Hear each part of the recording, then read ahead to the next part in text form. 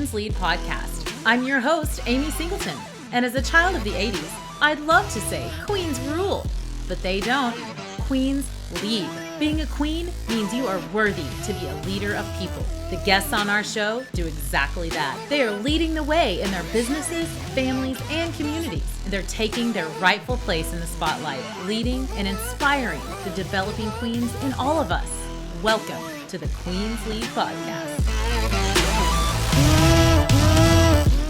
Welcome, everybody, to another episode of the Queen's Lead podcast. Today, I am so honored to be joined by Natasha Sharma. She is from India, correct? Mm-hmm. Yes. And she is the owner of Body Speak. Welcome, Natasha. Thank you so much, Amy. Thank you for having me. We're so happy that you're here and joining us very late in the evening for you. So we're so happy to have international guests here lately. It's been a lot of fun to learn from you guys. So please introduce yourself and tell us who you are, what you're all about. So my name is Natasha Sharma. I live in Bombay, India. I'm originally from the UK. I am an author, speaker, and a mentor. I work with money and manifestation, and my mission is to talk about death openly and often, so that I will know that my mission is complete when it becomes an easy day-to-day dinner table conversation. We should be able to discuss our death as easily as we can be planning our next birthday party. We need to accept that we are going to die, that the people that we love are going to die, so that it doesn't necessarily mean that the grieving process will be easier, but it definitely won't be as uncertain as it currently is with the lack of conversation. So my first book was a collaboration where I wrote about the connection between death and abundance, and that was published in August. And I have another collaboration coming out in January called Mindset Mastery, and that is all about the self-awareness journey. And so I'm so glad to be here and have a conversation on any topic you choose, Amy. Oh, man. Well, the topic is you. I'm so interested to learn more about you. Tell us how you got, what's your history? What was your first career of choice, and how did you move into what you're doing now? Interesting question. So I basically always wanted to be an actress. Okay. And when my father had one condition, he was like, you need to finish university and then you can do whatever you want. And so when I finished that. I know. So when I finished university, I had two choices. Sitting in England, I wanted to be part of a cosmopolitan city. I wanted to be in a place where I could be rewarded for the work that I put in. So I had two choices. One was New York and one was Bombay. And I chose Bombay, and I went to India, even though I didn't have any family there or any kind of network or support. You know, youth, it gives you all the permission. I couldn't do it today. Terrifying to me. Bravo for that kind of bravery. How old were you at that time? 24. Which, as far as the acting thing is concerned, was a bit old.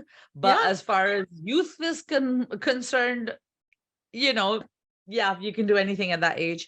I couldn't do it today, that's for sure. Not without a lot of thought.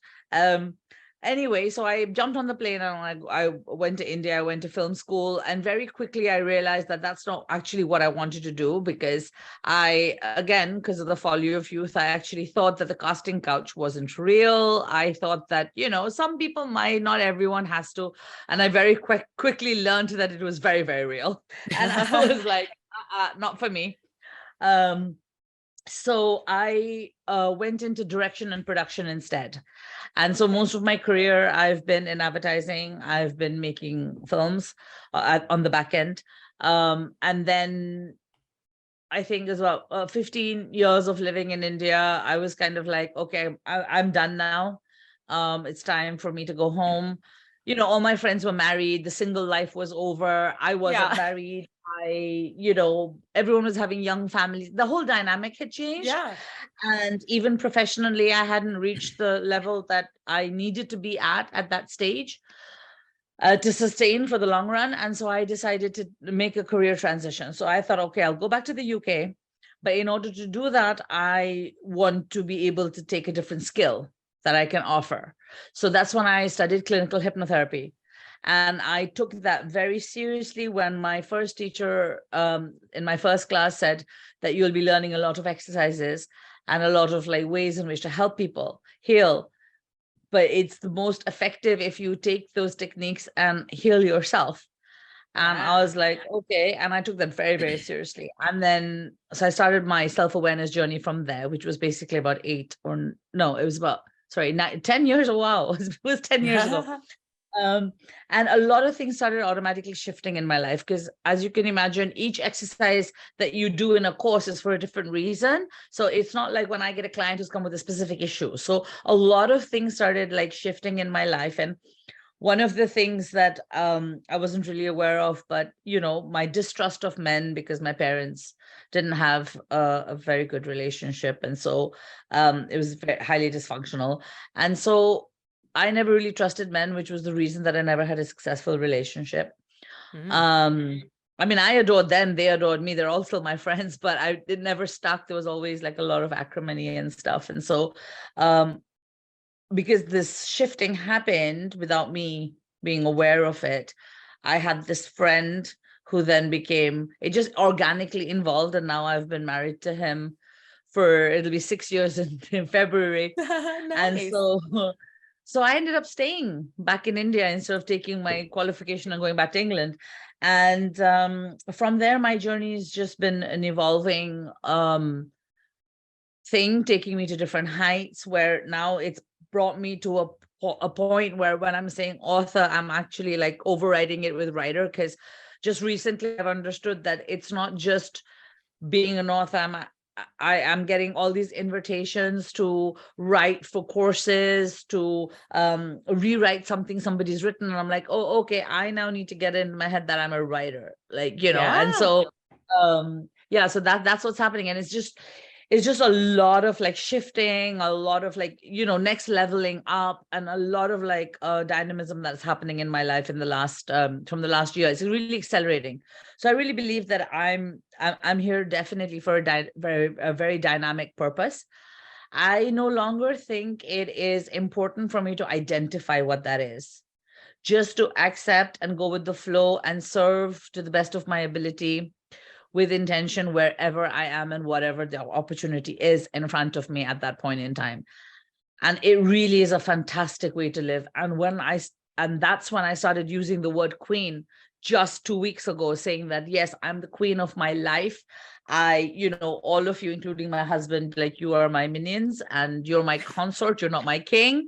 And I swear I said all of these things. And then a couple of weeks later, here we are on the Queen's Lead, where you send me an email saying, hi, Queen. And I'm like, oh my goodness. Like, that's my life, Amy, right now. I can't begin to tell you. Anything I say, anything I imagine is manifested immediately. Yeah. Changing that mindset is a very difficult thing to do. But once you do it, it's like an entire new world opens up before you. It's magic. It is magical. What were some of those, in order to help others? You said you had to heal yourself. Outside of that, the male relationship dynamic, what else did you have to work on to come to the place that you're at now? So one of the major defining things for my trauma was losing my mother when I was very young. I lost her when I was 16. And that is, I mean, there's never a good age to choose to lose your mother, but 16 is definitely very challenging, because anyway, your mother's your enemy. You are fighting against the system. You want to rebel, whether you have a cause or not. And, I hate you is a common refrain between mothers and daughters and stuff. And to lose her at that age was difficult. I had two younger siblings who I was very clear I wasn't going to be their fill-in mother. And that created a whole lot of tension. But I just had that understanding that, no, I'm not going to put my life on hold. And that wasn't very kind or very compassionate of me, but that's what I did. And then it took me 30 years to actually cycle through the grief process, to actually fully accept.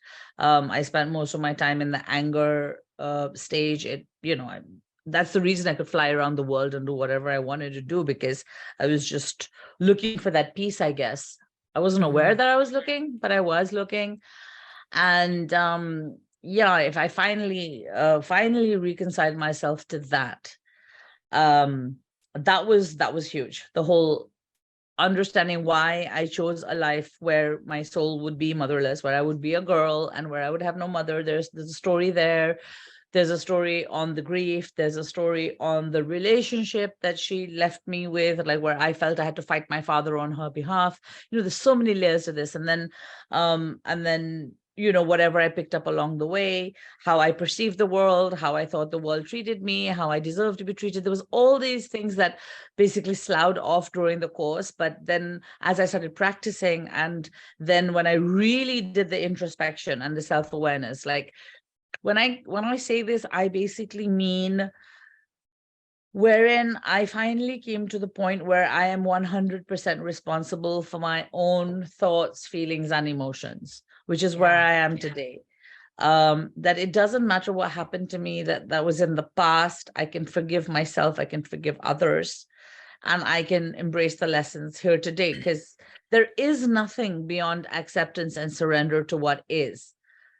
Everything else we just make up in our mind, and we just make things just more difficult for ourselves. Yes.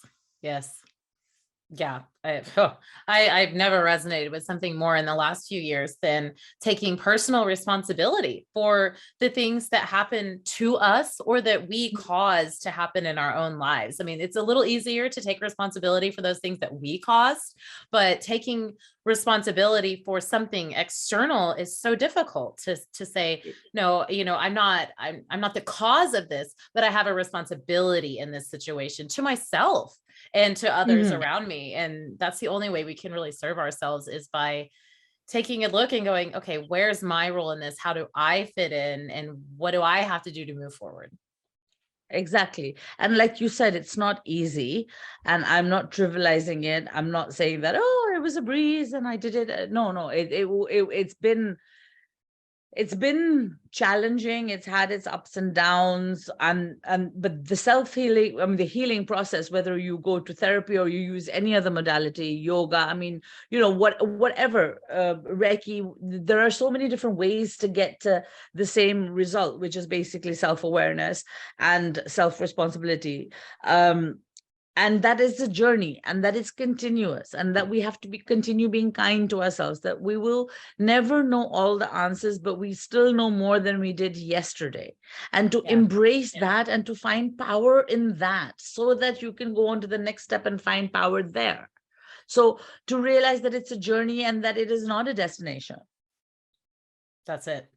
And being satisfied with where we are, and not living in that that gap thinking, like, appreciating where you've come from to the point you are now, instead of being so focused on that next sales goal or that next goal in your personal life or fitness goal. I think a lot of times we really hesitate to stop and appreciate from where we've came and how much we've gained in our life. It's so easy to get wrapped up in that, what's next.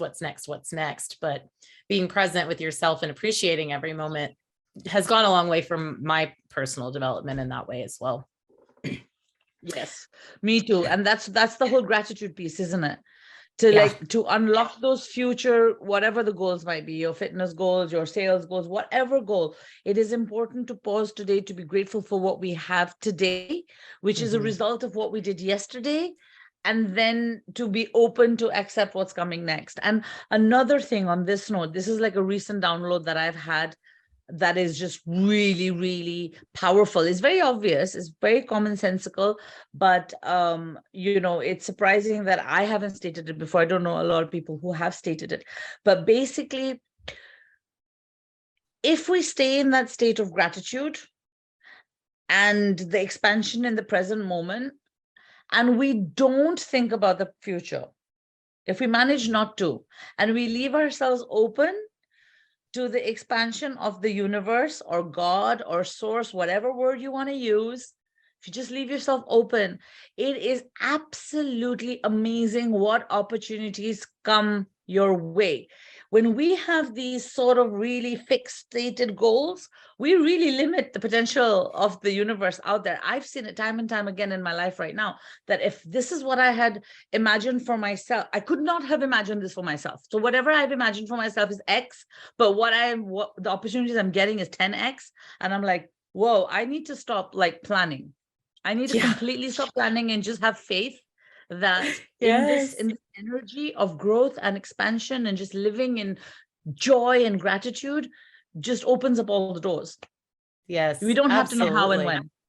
No, we don't. And I think we really like that resonates with me so much. The day of this recording is the day before Thanksgiving here in the United States. This episode won't be airing till February, but how timely to talk about that Thanksgiving because and gratitude, because I think a lot of times, at least in my past, I've been clutching so hard to something that is the equivalent of a peanut butter and jelly sandwich. Okay. Like that's all I want is this PBJ. Like that's my goal. It's the best thing I can imagine for myself. But if I stop with that expectation, the universe has a Thanksgiving spread for me. I'm so clutched to this peanut butter and jelly sandwich that I can't even see what the universe has in store for me. So I love that you said that.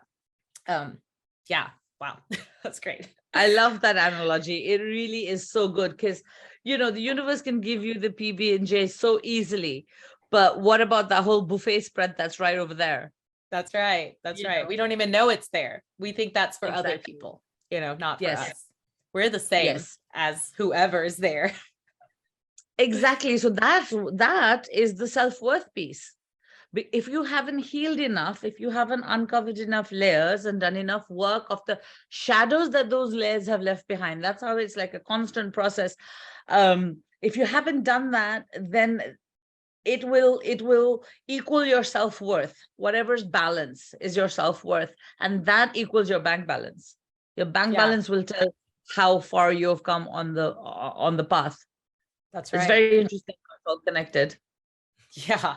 So talk a little bit about how the hypnosis piece works with your clients when they come to you stuck. So I have a whole toolkit in which I guess you could say the most predominant certification is the clinical hypnotherapy. It gives me an understanding of the subconscious mind, the conscious mind. I can explain to somebody who's new to the process how the mind works and how our past traumas affect our present and how hypnotherapy can help access those memories and reframe them so that we can reach a state of alignment today. So I use it as a tool, but that's not my primary, like I said, it's in my toolbox. And but I don't work only as a clinical hypnotherapist in most cases. It's so I work with my clients on their growth journey, and whatever tool I need at whatever point in time I pull out. So of course I do use a lot of like sort of like regression techniques to access the inner child, the past life if needed, a lot of the mind body soul connection of diseases and physical injuries. That helps my clients and me reach the root cause of a lot of like things. Because if something shows up in a certain part of the body, it corresponds to a certain emotion that corresponds to a certain memory and experience they had. So we do use that a lot as a clue finder. And like I said, I do the regression bits as well. But right now, I've been working with people who are already on their self-awareness journey, who are really committed to the, you know, that I want to learn how to live and continue to exist in this high vibe state. And so I hold space for them as a cheerleader, as well as a, you know, okay, if you want to do some more work today, here we go. But sometimes we can just check in and just have a chat and like, oh, you're doing so well. Yay. You know, I just do that as well as we celebrate. We basically just hold space for each other and be witness to when they're ready to just level up. Because to have a strong community, I cannot emphasize strongly enough that at whatever stage of life anybody is in, to have people around you who actually value you without judgment And with love is that you really need that. Each of us need to find our tribe. When I found my tribe of all these people who I work with, we work with each other, the spirit of collaboration. My life has changed in so many ways, because when we step out into the real world, like people who don't have conversations like you and I are right now, if we don't have that support, that drags us back down. We start to question everything that we are thinking sometimes, which is why in the next chapter I'm writing about that. I'm writing, here we go again. Like, why again? I'm back here again. I've done so much work. Why? So it's having these people around you. If it's one best friend who listens to you without judgment, without feeling that they have to fix you or give you advice, find that person and keep them. Yeah. And those people change throughout our life sometimes. So I just was saying it yesterday with someone else, it's some people are there for a reason, a season, or a lifetime. And as we grow and reiterate ourselves and become more self-aware, sometimes it's hard to let go of those people that are not, that are no longer serving us and that we can no longer serve. That's a very interesting dynamic to follow. How do you coach people in that? So, I mean, it's a repetition of what we said before, right? So that's where the acceptance piece really kicks in, and the surrendering and the gratitude. So like you said, the reason, season, lifetime. To understand that my friend or colleague or, a cousin who I was briefly very close to, whatever it might be, that there was either a reason for it or a season for it, or they're here for my lifetime. It's not necessary that everyone has to be there for all three or one of the three or whatever. So it is to be grateful for what we did share, to be an acceptance of, okay, it is what it is. We've outgrown each other, clearly, because it is all energy at the end of the day. So if my energy is not matching your energy, we're not going to have a very nice conversation. Like you're going to be looking at the clock, waiting for it to get over. I'm going to be like, oh, there's no passion in this, right? Like that's how the energies match. And the same thing for our relationships, whether it's with our friends or with our families. And when that vibrational match, the energetic match of the vibration of those energies, when it becomes disconnected, the relationship cannot last. And again, there's nothing to say that even if we're disconnected today and we don't speak for the next couple of years, that the person might not come back. So there's so much we don't know. That's the future piece that I was talking about. We don't know what lies ahead. So why would we want to really cry about it right now? You never know. You could be on a plane going somewhere. You could be in the same resort one day. I mean, it's just like, why stress about it? So the surrender I talk about is not a giving up. It's a giving in to the process. That's what I mean by surrender, to the beautiful process. Like if you are religious and you believe, and you believe in God and Christ, and you believe in that kind of surrender, that I have faith you will take care of me, and so I give in to the process. I will float down this river with you. I will have no questions and I will have no agenda. And that's where the miracles lie. And again, I know it sounds a bit surface level, but this has come to me through my own experience. I've really worked hard. I've had a tough life, but if I've come out of the other side to say this stuff, it's kind of like hoping to inspire people through my own experiences, basically. Yeah, 100%. That's my entire goal as well, is to bring that hope to other people who have been through, who've been through the trenches of life, and go, you know what, this is what you can look like on the other side of that. There's some hope ahead. You said something earlier that I'd like to kind of revisit. We talked about defining things, needing, I know as humans, we have this innate need to categorize things and name them and define them. And for me, I am an autoimmune disease sufferer. I've been diagnosed with a host of things like rheumatoid arthritis and lupus and some other, like a list this long. And I spent so much time trying to define what symptom was attached to which diagnosis, and like just really obsessed in my mind about how I felt and what was affecting my body. And I needed to name that. And when I stepped away from the support groups online for other people suffering like that, and all of the negative talk and negative speak and talking about symptoms, and quit trying to define, oh, my elbow hurts today, that's my RA, and just accepted this is my life. How can I navigate this regardless of what it's called? My symptoms improved. I did nothing I different. love I that. actually stopped my medications. I list this long of medications and started working on what's between my ears, separating myself from that negative speak and stop trying to define what it was that was hurting me. And that's so hard to explain to someone else how I got there. Like you said, that journey was so meandering and long. But once I got there, it was like, holy crap, this is a totally different world for me and my body. Yes. Yes. What do you find that other people have a need to define the things in their life, or this trauma caused this thing? All the time.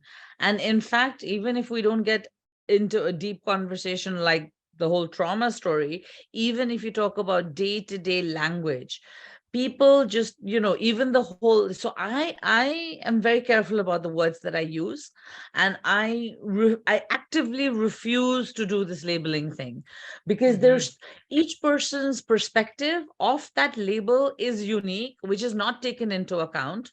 And any new thought that's out there becomes a buzzword, which then means something else entirely, and then you have whole camps forming around it. And I'm like, what? Why? Like the whole spirituality thing. Or nowadays the people are misusing the word alignment. People are, they've all just become buzzwords. The minute something becomes a buzzword and becomes a label, it loses all integrity, because you don't know who's using the word why in which context. Which takes me back to having a conversation with people who are energetically matched. Like when you and I are talking and we use these words, we're using them intentionally to convey a certain message. Whereas you go out there and you just, let's say you're a part of a casual conversation and you hear it dropped. It literally is name dropping, label dropping to show how, I don't know, how cool they are or how much they understand. But I really would, it's my experience that if you really have a conversation with them, their self-examination is not on.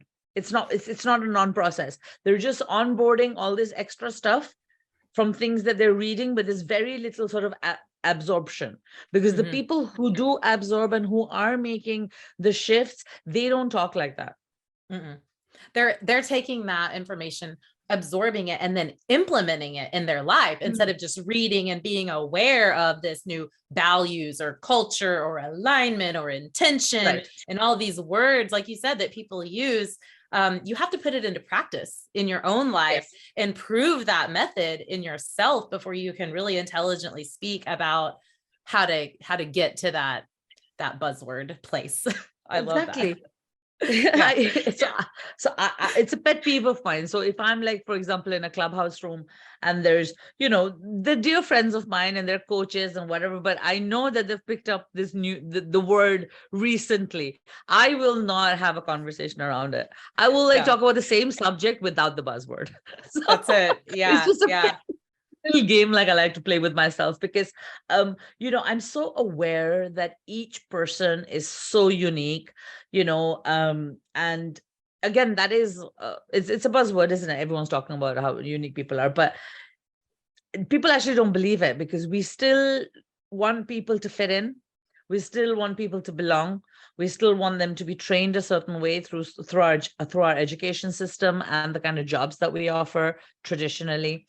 So we still want systems. We don't really, even globally, it's not just the American culture or the British culture or the Indian culture. We don't really encourage uniqueness, but we are each unique.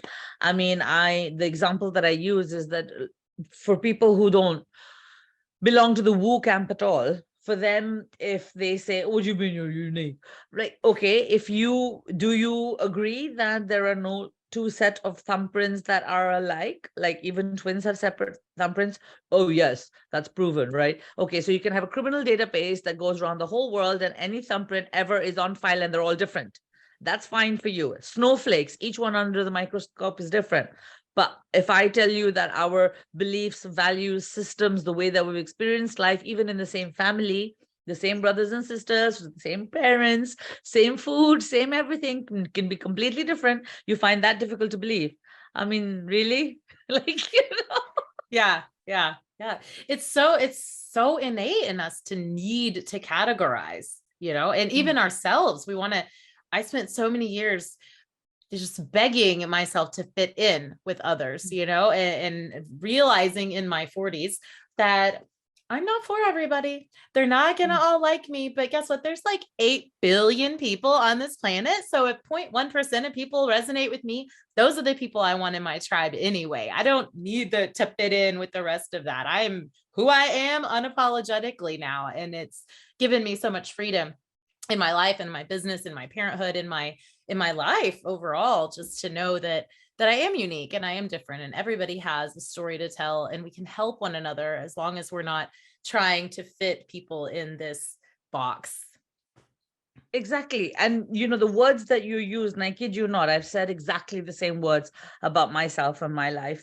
And, it really amazes me how much time you and I spent being awkward or feeling bad that we didn't fit in. And it really, really blows my mind that why couldn't we have just been given permission to just be? What was this huge agenda that we had to belong to this homogeneous blob of everybody? Because no one actually really gets along with anybody. Who even came up with this concept?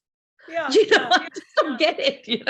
I don't know. And I guess I've failed to think it's just the American culture, but it's so beautiful to hear that you experienced that in the UK and in India and everywhere else that you've traveled. It's just such a human condition It's human condition. want to belong.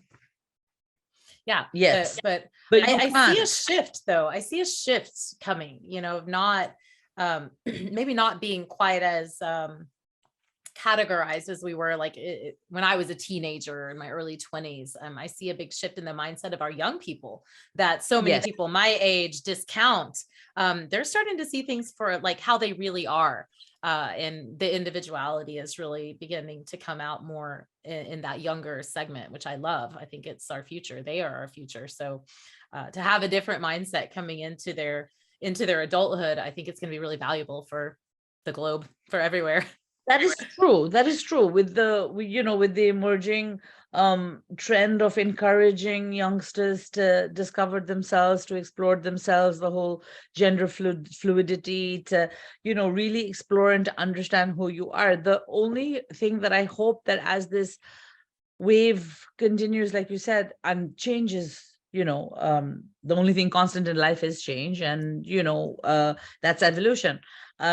I just hope that the world catches up on the other side to support them with the next generation with the practicalities that they need to live their lives. Like while we were like basically another brick in the wall, like the whole factory machinery, the stuff that Pink Floyd, sang about, as long as we were, as long as we were that, there was a system, that supported the whole socioeconomic the whole political thing. Now with this, there's a reason that people aren't encouraged to be individual, because there's no control then. There's no systems then. So then when this generation grows up, what jobs are they going to seek? What's the world going to look like? Has the socioeconomic political landscape evolved as well? Maybe it will, because we're talking about taking care of the planet now more and more and more. We're talking about climate change. We're talking about softer skills. We're talking about the fact that we're human beings and not doings. There, more buzzwords for you, right? So, that we've actually come to Earth to enjoy ourselves, not to work 9 to 5, burn out, retire at 60 and not know what to do with yourself. I mean, right? I'm quite sure that's not why life was created. God, I hope not. Yeah, I think we've come a long way since the 1950s. Get a good job, work there 40 years, retire and die, have 2 kids, 2.2 kids in the process, and a dog and a cat. We're definitely shifting to a different, more humanized society. I say that all the time when people ask us about with our marketing agency, people ask us about social media, and the older generation is, I'm not going to pay someone to sit around and play on their phone. Despite the fact that we're disconnected and connecting more online, I still feel like the globe is shifting to a more humanized society than ever. It's just the ways that we connect are different. I'm speaking to you right now from Oklahoma in the United States. It's night there, it's morning here, and here we are resonating with one another. And I feel more connected to you than I felt connected to people, in my own community this week. So I think we're really having a huge shift to a much more humanized society than some of the older generations would like to perceive. Yes, I agree with you 100%.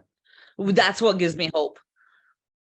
Yeah. And I think that just the way that we connect is changing. My parents met on the CB radio. Do you remember those? That was the internet of the 70s. That's how they met. And so, the online thing is so scary for people, but I really do see people wanting to see more vulnerability, more realness, more humanized. Why do we pretend that we're not human? We have so many Zoom calls. I see regularly, babies on laps, dogs in the background. We are humans. Why do we try so hard to pretend that we're not? Yes, exactly. Yeah. And like you said, the Zoom thing is just, you can show up more authentic. I think it's just that's what I was trying to talk about, the tribe as well, like having that support. It's so important. Like I continue coming onto platforms like yours to have these conversations because it reaffirms what I'm doing. It reaffirms what I'm thinking. And because of the internet, the fact that we can connect this way and find our kindred spirits from all over the globe, that is magic. That's absolute magic. And that's how my tribe is. I mean, my tribe is everywhere. I mean, all over the United States. There's a couple of people in Canada. There's a very strong support base I have in Australia. You brought up Australia, Nepal. So yeah, I mean, and I get it. Like for the older generation, I mean, this is not real. Like, because it's our screens, it's people we've never met. How do you know her? Is she your friend? Like, none of it is. There's no context for them at all. It's like almost imaginary. Like at least the radio for them was magical enough.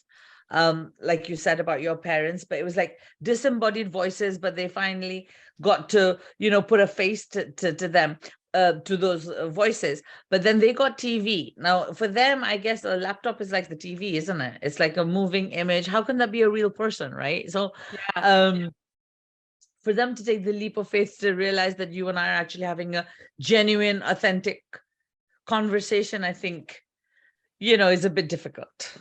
Yeah. And even for me being my entire job is digital marketing. We do everything we do is online, and I have teenage boys.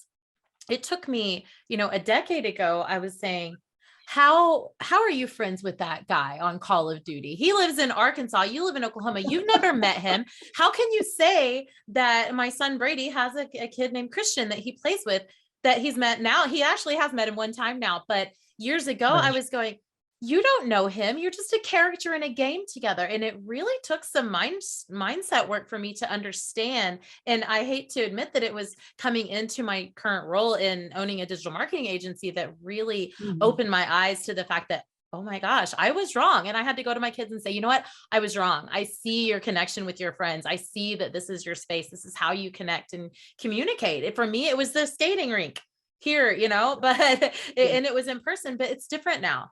And it just, even recognizing that in my 40s, I can only imagine how difficult it is for my grandmother or my parents to recognize that fact. Yes, exactly. And the other thing is, like, okay, speaking of grandmothers, my grandmother luckily passed away before the pandemic. And she was quite hip. She learned how to use Facebook. She would use it to she scroll every day to check on what different people have posted. And she would, she didn't use WhatsApp, but Facebook, but she did it. And she did it a lot more easily than her children, like my aunts and uncles did. Like she was a lot more, like I said, hip. But the pandemic is when everything really changed. It accelerated our ability to connect globally from the whole work from home, the whole hybrid thing, the whole, and if my grandmother would have stayed connected to people through Facebook, but she wouldn't have needed, there would have been no need for her to take the next step to Zoom. Mm-hmm. Right. So I think that's where a bigger shift has happened with the older generation in the last couple of years. And even for us, the amount of podcasting, or the amount of events that are still happening online, just because of the sheer convenience of not having to commute, we have kept the best part of the pandemic going. Yeah. That you and I can still have conversations like this. Like, I can be part of panel discussions in, Australia, because even within Australia, just because you live in Australia is huge. You can't easily fly to each other's cities. It costs money. Somebody's sponsoring you. So this has been I think has fast forwarded us globally a couple of decades. I agree completely. And I'm very grateful for that. The pandemic did bring a lot of bad things, but I think this has been the absolute best thing to come out of that, is the freedom in communication, but also people recognizing, like you said, the younger generation, they have options, and they recognize now that they have options, and they're not just looking for that 9 to 5 and 2 weeks vacation and some Blue Cross insurance. Like, they want an experience. They want to know that their actual values are aligned with those they're going to work for and those that they're in community with. And I love that it's opened up, and it's causing entrepreneurs and business owners to have to be better. We have to do a better job of creating those jobs that we've been called to create, and creating those communities, and giving a good experience to those that we bring into our tribe. I think it's elevated us all. Absolutely. And even as a parent, what you were saying, I mean, I understand what you're saying about the whole Call of Duty and not believing or understanding how they were friends.